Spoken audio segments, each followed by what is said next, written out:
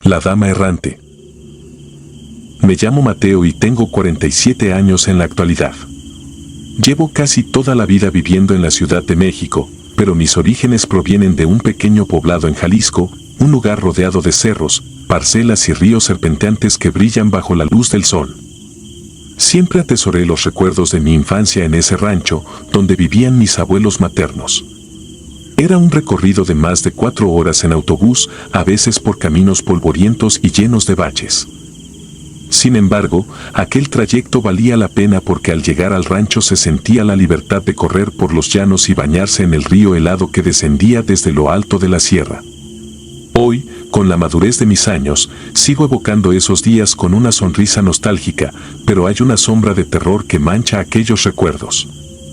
A mis 9 años, cuando ocurrió esto, mi familia era muy unida. Papá y mamá trabajaban de lunes a viernes en la ciudad y al menor respiro vacacional íbamos a visitar a mis abuelos. La casa de ellos era antigua, con paredes gruesas de adobe y un techo de tejas que crujía en las noches. Había un patio enorme que desembocaba directamente en el terreno trasero donde crecían algunos árboles de guayaba y limoneros. Mis abuelos siempre estaban contentos de vernos. Mi abuela, sobre todo, encendía el fogón y preparaba tortillas recién hechas, frijoles de la olla y aquel queso fresco tan típico de la región.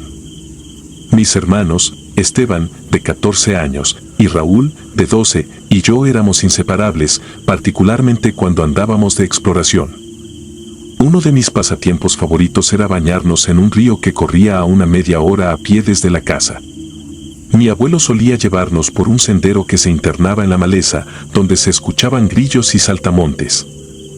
Siempre nos advertía del cuidado que debíamos tener con las culebras, pero también nos decía que no tembláramos ante el monte, porque el mismo monte cuidaba a la gente que lo respetaba. En aquella época, yo creía que esa frase significaba todo y nada a la vez, pero ahora comprendo el peso de sus palabras. Aquella tarde en la que todo cambió, fue a inicios de 1987. El sol todavía calentaba los corredores del rancho, pero ya se anunciaba el anochecer. Mis padres y mis abuelos habían decidido regresar temprano a la casa porque se presentía un cambio en el clima.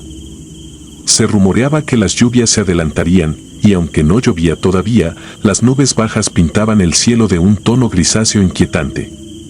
Mis hermanos y yo pedimos con insistencia que nos dejaran en el río un rato más, pues estábamos jugando a lanzar piedras planas para ver cuántos rebotecitos hacían en el agua. El lugar en el que nos metíamos era poco profundo, ideal para nosotros tres, que ya conocíamos cada curva y cada recoveco de ese cauce. Mi mamá, muy protectora, se mostraba reacia. Decía que anochecía rápido y no quería que nos quedáramos solos allí, sobre todo porque el agua podía enfriarse y alguno de nosotros caer enfermo. Pero mi padre y mi abuelo, más dispuestos a complacernos, aseguraron que todo estaría bien, que el cauce no estaba crecido y que podíamos cuidarnos entre hermanos.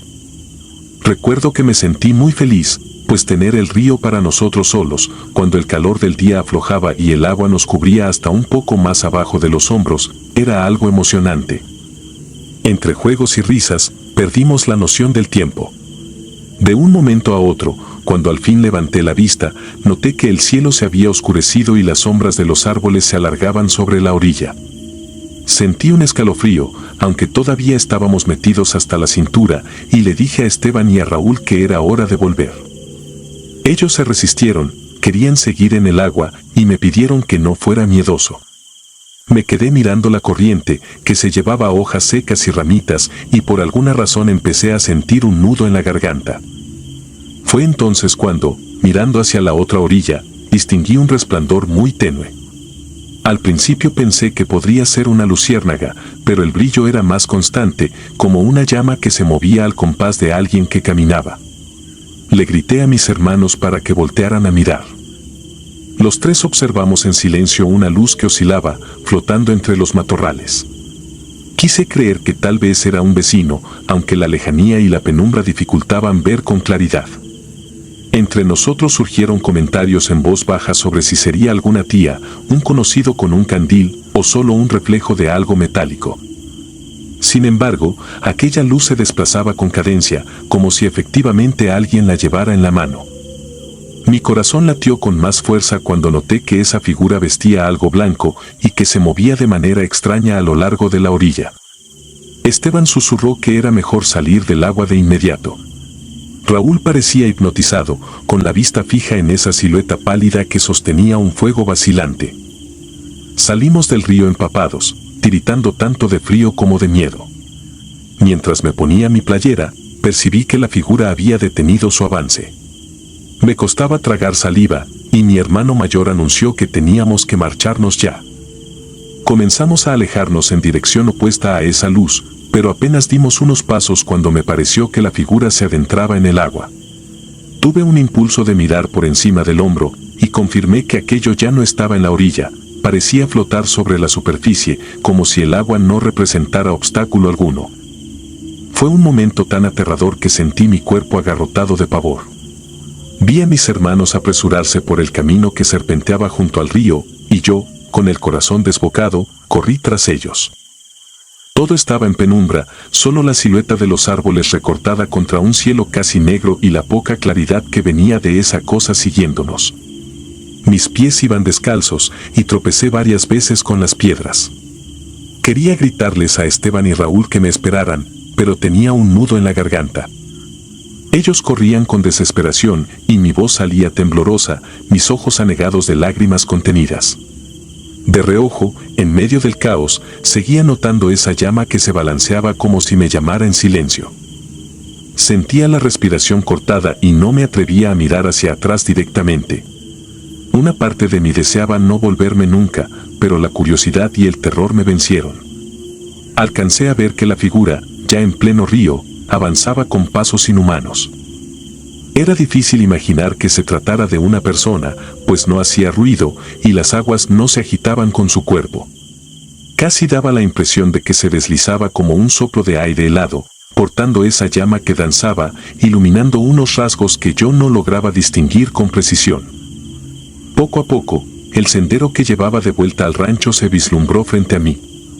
Los árboles parecían cerrarse, formando una bóveda oscura. Solo deseaba llegar a la casa y sentir la seguridad de las paredes de adobe de mis abuelos, la voz de mi madre y la mirada tranquila de mi padre. Oía el jadeo de mis hermanos a la distancia, pero yo iba rezagado, con los pies adoloridos. Me temblaban las piernas y la piel se me erizaba ante la certeza de que algo nos acechaba. De pronto, Esteban regresó por mí. Me sujetó del brazo y casi me arrastró por aquel camino. Los dos corrimos como pudimos, luchando contra las ramas que nos arañaban los brazos y esquivando rocas. El silencio del bosque se había roto con mis sollozos y con el canto estridente de los grillos. Al fin, tras aquella carrera interminable, vimos las primeras luces de la casa de mis abuelos. Desde allí, los perros comenzaron a ladrar con furia, como si percibieran una presencia extraña que se aproximaba. Cuando cruzamos la puerta, Raúl estaba tirado en el suelo, recuperando el aliento, y mis abuelos ya nos esperaban con el ceño fruncido.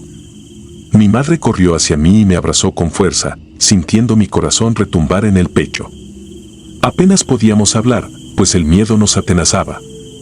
Papá, serio, pidió que nos calmáramos y explicáramos lo ocurrido. Entre balbuceos, relatamos la luz, el bulto blanco, la manera en que se metió al río sin hundirse. Mi abuelo guardó silencio un instante y luego, con un gesto cargado de resignación, dijo que en ese poblado se contaban historias viejas, sobre una mujer que en tiempos remotos perdió la razón y acabó vagando por la orilla de los ríos. Mi madre le reprochó con la mirada por llenarnos la cabeza de cosas sin explicación, pero mis hermanos y yo sabíamos lo que habíamos visto y esa imagen quedó grabada en nuestra memoria. Esa noche, no pude pegar un ojo. Me quedé en la vieja cama de madera, cubierto con una cobija que apenas me daba calor. A cada crujido de las tejas, creía escuchar pasos en el patio.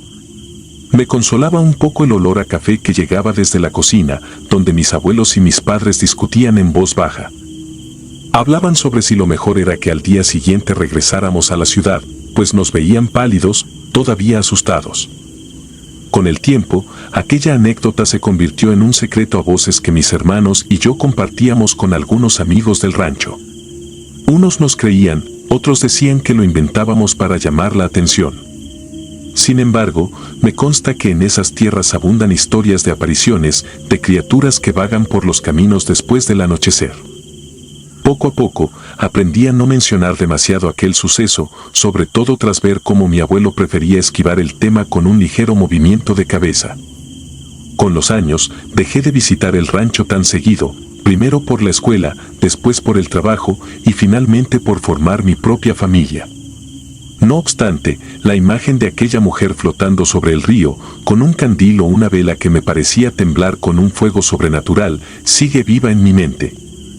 Ha habido noches en que despierto empapado en sudor, recordando la forma en que esa luz palpitante rebotaba contra el agua. Esas tierras guardan misterios arraigados en lo más profundo de su historia. La gente del lugar cuenta que, si escuchas murmullos en la madrugada cerca del cauce, lo más sabio es no asomarse, porque podrías toparte con lo mismo que vimos nosotros aquella tarde. Se dice que esa mujer vaga en busca de algo que jamás encontrará, o que está condenada a repetir su triste andar una y otra vez, sin importar la época ni la familia que visite el rancho. A veces, cuando recuerdo mi niñez, me inunda cierta alegría al pensar en la felicidad que sentía corriendo por los huertos y bañándome en el río transparente. Pero esa dicha se ve eclipsada por el escalofrío que aún me provoca la memoria de aquella silueta atravesando el agua con inexplicable ligereza. No sé si alguna vez me recobraré del todo de esa visión, pero al menos puedo decir que me enseñó un gran respeto por lo desconocido, especialmente en esos lugares que guardan secretos antiguos como el propio suelo que pisamos. He tratado de encontrar explicaciones lógicas, pero ninguna me convence por completo. Tal vez fue un juego de luces, tal vez mi mente de niño lo exageró, pero mis hermanos también lo vivieron y en sus ojos asustados leí el mismo horror que latía en mi pecho. El miedo nos unió en ese instante y cambió para siempre nuestra perspectiva de lo que sucede en las sombras de la sierra. Hoy, cuando regreso al rancho, aunque sea muy esporádicamente, no puedo evitar sentir un hormigueo en la nuca al escuchar el viento silbar entre los árboles al anochecer. Si de algo estoy seguro, es de que esa imagen no la olvidaré. Los rumores de apariciones y seres fantasmales se siguen contando en fogatas y reuniones familiares, y aunque mi madre se empeñe en llamarlas leyendas, yo viví en carne propia que hay presencias inexplicables rondando la oscuridad. Cada rincón de ese pueblo guarda su propio relato, pero el nuestro, el que viví con mis hermanos cuando éramos niños, me seguirá acompañando hasta el último de mis días. Prefiero no saber si sigue acechando junto al río, portando esa llama que se alza como un faro siniestro en medio de la penumbra. Prefiero mantenerme lejos de esa ribera embrujada que una noche nos robó la inocencia y nos dejó un recuerdo que, incluso décadas después, me eriza la piel y me quita el sueño. La carcajada. Mi nombre es Pablo, tengo 35 años y crecí en un pequeño rancho al norte de Guanajuato llamado San Isidrito. Conservo muchos recuerdos de mi infancia en esas tierras polvorientas, llenas de maizales y caballos. Sin embargo, hay uno en particular que nunca he podido borrar. En 2012 sucedió algo que cambió mi vida para siempre, un suceso tan extraño que hasta el día de hoy, al recordarlo, me produce escalofríos. Esta historia es la que me persigue en cada sueño intranquilo y en cada susurro del viento cuando cae la noche. En San Isidrito se celebra cada año una tradicional cabalgata para conmemorar el aniversario de la fundación del rancho. Es un evento muy esperado, la gente se reúne en la plaza y los jinetes cabalgan por las calles con sus mejores caballos. Ese año, mis amigos y yo habíamos planeado participar desde hacía semanas. Yo no tenía caballo propio, pero mi tío Eladio, orgulloso de sus corceles, me prometió prestarme a recuerdo, su favorito y el más imponente de todos. Lo único que me pidió fue que lo regresara al establo antes de la medianoche, porque ese caballo era su adoración y no le gustaba dejarlo en cualquier lugar.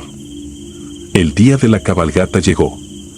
Había un ambiente festivo en el aire, la gente reía y platicaba en la plaza principal, la música ranchera sonaba a lo lejos y los niños corrían por las calles polvorientas. Monté a recuerdo y sentí la fuerza de cada uno de sus músculos. Era un animal elegante, de pelaje castaño y mirada casi humana, como si entendiera todo lo que se decía. Me sentí orgulloso cuando recibí cumplidos por él, muchos admiraban sus crines y su porte, y mi tío Eladio se regocijaba desde lejos con una sonrisa de satisfacción. La tarde transcurrió sin sobresaltos. Recorrimos el camino principal, saludando a vecinos y visitantes. Al terminar el trayecto, mis amigos me invitaron a la casa de Rafael, uno de los más fiesteros del grupo. Allí bebimos refrescos y aguardiente, charlamos de historias pasadas y de las chismes del rancho. El tiempo pasó tan rápido que no me di cuenta de que ya eran casi las 9 de la noche. Mi tío me llamó al celular para preguntarme por el caballo. Le aseguré que pronto lo dejaría en su establo, situado a unos pocos kilómetros a las afueras del rancho, cerca de un viejo huerto de naranjos. Mi tío insistió en que fuera de inmediato, pues no quería que se me hiciera tarde en el camino, pero en mi entusiasmo quise quedarme un rato más. A eso de las 10:30, decidí partir antes de que mi tío se enfadara de verdad. Rafael me acompañaría de regreso en su camioneta, siguiendo mi paso mientras yo cabalgaba. El camino estaba apenas iluminado por la luna creciente. En cuanto salimos de las luces del pueblo, todo pareció volverse más oscuro. El canto de los grillos, el rechinar de las ramas y el crujido de la tierra seca bajo los cascos de recuerdo nos envolvían en una especie de serenata fantasmagórica. Poco antes de llegar al huerto de naranjos, sentí que el caballo se ponía intranquilo. Empezó a avanzar con más lentitud, lanzando relinchos cortos y nerviosos. Le di una palmada suave en el cuello, intentando calmarlo, pero su inquietud se acrecentó. De pronto, se encabritó con una fuerza que casi me lanza al suelo. Rafael se detuvo y me alumbró con las luces de su camioneta. Recuerdo no dejaba de sacudirse y relinchar, como si algo lo hubiera asustado. Ante la imposibilidad de controlarlo, decidí bajarme. En cuanto mis botas tocaron la tierra, Recuerdo salió disparado hacia la oscuridad. Corrí tras él, llamándolo por su nombre, pero en cuestión de segundos se internó entre unos árboles que bordeaban un rancho abandonado. Rafael estacionó la camioneta y vino tras de mí, con la linterna de su celular encendida. Creí que tal vez el caballo había visto alguna serpiente o un animal salvaje que lo asustó. Lo buscamos entre las hileras de árboles, había un olor a tierra húmeda y a frutos caídos en descomposición que me revolvía el estómago. No tardamos en perdernos de vista el uno al otro. Caminé sin rumbo, vigilando el suelo para no tropezar con raíces. El viento silbaba de forma extraña. Sentía una presión en el pecho, como si algo invisible me oprimiera. Seguí llamando a Recuerdo, esperaba oír un relincho que me indicara dónde estaba, pero todo era silencio y ramas susurrando con el viento. Unos minutos después, divisando entre sombras, creí ver una silueta. Con el corazón acelerado, me acerqué y descubrí que allí estaba Recuerdo, aparentemente tranquilo bajo un frondoso árbol de naranjo. Parecía estar masticando algo con un movimiento lento, casi hipnótico. Me llené de alivio. Me acerqué con cuidado, tomé sus riendas y acaricié su hocico. Le murmuré palabras suaves, tal como me había enseñado mi tío Eladio. Fue entonces cuando escuché un sonido encima de mí, un crujido en las ramas. Al levantar la mirada, vi la forma de alguien encaramado al árbol, inmóvil, observándonos. Me quedé sin aliento. Esa persona se inclinó un poco hacia adelante, como si quisiera vernos mejor. Sin darme tiempo de hablar, emitió un sonido parecido a una tos seca, y luego soltó una risa muy tenue que apenas retumbó en la noche. Sentí un escalofrío recorrer mi cuerpo. Apunté mi celular hacia las ramas. La luz débil reveló un rostro pálido, con la piel tan tirante que parecía que no tuviera carne bajo ella. Sus ojos me miraban con una fijeza antinatural. Tuve el impulso de gritar, pero nada salió de mi boca. El individuo habló con una voz ronca, preguntó si el caballo era mío. No supe cómo responder, estaba paralizado, pero asentí despacio y dije que era de mi tío. El sujeto sonrió, o al menos intentó hacerlo, porque sus labios se torcieron de un modo casi antinatural. Masticaba algo, movía la mandíbula con lentitud, y sus manos, huesudas y blanquecinas, se aferraban a la rama. Todo en él me hacía sentir una incomodidad helada. Un segundo después, bajé la mirada, incapaz de sostenerle la vista. Quería irme de ahí. Llamé a Rafael al celular, le dije que nos viéramos en la camioneta, que ya había encontrado al caballo y que saldría enseguida de ese lugar. El peso en el ambiente se hizo más fuerte. Cuando terminé la llamada y di un paso, oí otro crujido en el árbol. De pronto, recuerdo soltó un relincho tan intenso que me dañó los oídos. La luz de mi celular cayó al suelo, y en ese breve parpadeo de oscuridad sentí que algo o alguien se había posado sobre la montura. Al recuperar la luz, busqué con desesperación y vi una sombra encorvada sobre el lomo del caballo. Esa figura era el mismo individuo, su rostro se asomaba por el costado del animal. Me observaba con unos ojos desorbitados, brillantes en la penumbra. Dijo que ese terreno le pertenecía y que no debíamos entrar a propiedades ajenas. Entonces soltó una risa que me heló la sangre. Di unos pasos hacia atrás, intentando jalar la rienda para alejar al caballo, pero la risa no paraba. Era un sonido hueco, burlón y demasiado profundo, como si proviniera de un pozo sin fondo. Comencé a sudar frío y a sentir que mis piernas temblaban. Quise hablar, pedirle que se bajara, pero las palabras se atoraron en mi garganta. Cada segundo en aquel lugar se sentía como una eternidad. Por fin, me armé de valor y avancé para sujetar la rienda con fuerza, sin mirar a esa cosa. Empecé a caminar, obligando a Recuerdo a seguirme, mientras la figura sobre la montura continuaba su risa tenue y macabra. Estaba a punto de romper en llanto cuando escuché la voz de Rafael que me llamaba a lo lejos. Contesté con un grito desesperado. Sentí un ligero alivio al ver su linterna acercándose. En cuanto su haz de luz iluminó la zona, la risa cesó de golpe. Volteé con los nervios hechos pedazos, pero el individuo ya no estaba. El caballo aparecía solo, como si nadie lo hubiera estado montando. Rafael me miró con cara de espanto, yo estaba pálido y apenas podía explicarle lo sucedido. Juntos llevamos a Recuerdo hasta el establo de mi tío, en silencio, porque no tenía fuerzas para hablar. Cada paso en la oscuridad me producía terror, temía volver a ver esos ojos en cualquier esquina o rama de árbol. El trayecto se sintió eterno. Cuando al fin llegamos y guardamos a Recuerdo, subí a la camioneta de Rafael y regresamos al pueblo. Me notaba debilitado, como si hubiera perdido sangre o energía.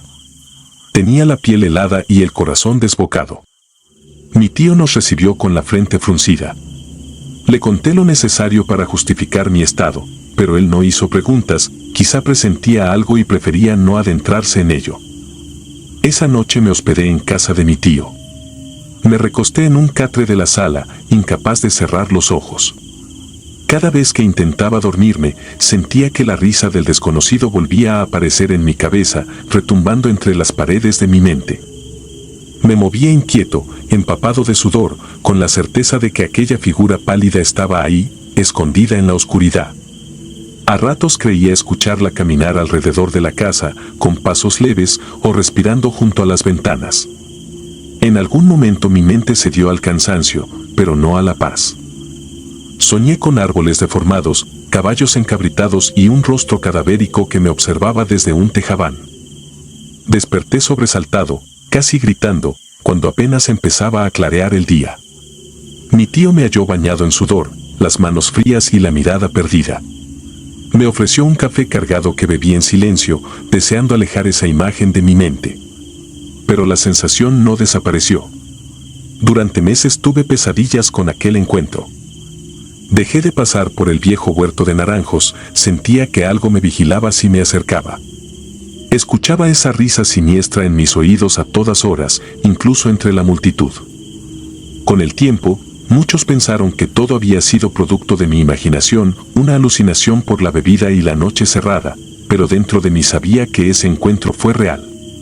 Hasta la fecha, evito los campos desolados al anochecer. Cuando alguien me pregunta por qué, desvío la vista y solo respondo que hay cosas de las que es mejor no hablar. Sin embargo, sigo reviviendo aquella risa en mis peores sueños, y cada vez que cierro los ojos la escucho de nuevo, retumbando en el silencio de mi memoria. Recordándome que hay presencias en la oscuridad que jamás querría volver a encontrar. Fin de cuentas, la vida en San Isidrito nunca volvió a ser la misma para mí. Me alejé de la cabalgata, de las celebraciones nocturnas y, sobre todo, de esos rincones del rancho donde la luna y el viento se confabulan para mostrarte cosas que quizá no pertenecen a este mundo. A veces, el silencio nocturno trae una última carcajada que resuena como un eco lejano, y siento un escalofrío que me confirma que aquella presencia aún me acecha en la distancia, sin dejarme olvidar lo que viví en ese trágico y aterrador suceso. Si te gustaron las historias de terror, regálanos tu like y coméntanos qué te gustaría escuchar en el próximo capítulo. Y si no estás suscrito o suscrita, te invito a que lo hagas para que no te pierdas lo mejor del archivo del terror. Sin más, gracias por escucharnos, hasta la próxima.